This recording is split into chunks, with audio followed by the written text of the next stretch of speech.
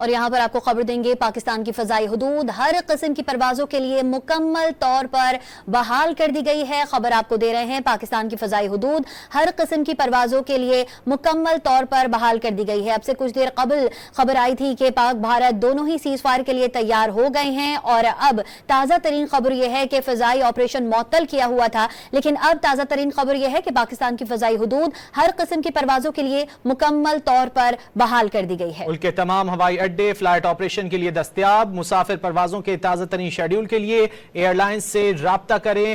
PAA کی جانب سے یہ کہا گیا ہے پاکستان کی فضائی حدود ہر قسم کی پروازوں کے لیے مکمل طور پر بحال کر دی گئی ہے۔ اس سے قبل نوٹم جاری کیا گیا تھا، کل دوپہر 12 بجے تک کے لیے فضائی حدود کو بند کیا گیا تھا، لیکن اب نیا نوٹم جاری کیا گیا ہے۔ پاکستان کی فضائی حدود تمام پروازوں کے لیے بحال کر دی گئی ہے۔ ملک کے تمام ہوائی اڈے فلائٹ آپریشنز کے لیے دستیاب ہیں۔ مسافر پروازوں کے تازہ ترین شیڈول کے لیے ایئر لائنز سے رابطہ کر سکتے ہیں۔ بالکل، کل دوپہر 12 بجے تک تمام فلائٹس کو بند کر دیا گیا تھا، معطل کر دی گئی تھی فلائٹس، اور لیکن اب آپ کو تازہ ترین خبر دے رہے ہیں، پاکستان کی فضائی حدود ہر قسم کی پروازوں کے لیے مکمل طور پر بحال کر دی گئی ہے۔ اسی حوالے سے مزید جانتے ہیں، ڈون نیوز کے نمائندے سید وسیم ہمارے ساتھ موجود ہیں۔ سید وسیم، پروازوں کو بحال کر دیا گیا ہے، اپڈیٹ کیجیے گا۔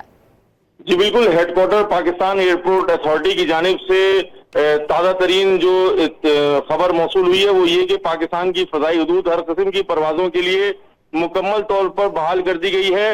ترجمان پاکستان ایئرپورٹ اتھارٹی کے مطابق ملک کے تمام ایئرپورٹ معمول کی فلائٹ آپریشن کے لیے دستیاب ہوں گے، اور جو ترجمان پاکستان ایئرپورٹ اتھارٹی ہیں انہوں نے مسافروں سے بھی گزارش کی ہے کہ وہ اپنے پروازوں کے تازہ ترین شیڈول کے سے متعلق جو ہے وہ ایئر لائن سے رابطہ کریں۔ اور اسی کے ساتھ ساتھ یہ بھی میں آپ کو بتاؤں تو جو پروازوں کی جو فضائی حدود کی بحالی ہے اس کا جو نوٹم ہے وہ بھی جاری کر دیا گیا ہے ہیڈ کوارٹر کی جانب سے۔ سید وسیم ہمارے ساتھ موجود تھے، آپ کا بہت شکریہ۔